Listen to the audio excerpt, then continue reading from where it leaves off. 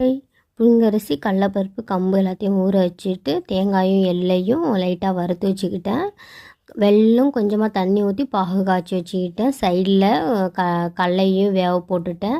வெந்த கடலப்பருப்பை எடுத்து கையாலேயே மசிச்சுட்டு ஏலக்காய், எள், தேங்காய், உப்பு, வெல்லம் இது எல்லாத்தையும் போட்டு ஒரு கிண்டிட்டேன். ஊறுனோம் ரெடி ஆகிடுச்சு. ஊற வச்சு இந்த அரிசி மாவை அரைச்சி இலையில போட்டு தட்டுன்னு தட்டிட்டு குருமாவை தூக்கி உள்ளே போட்டு பேக் பண்ணிடலாம்.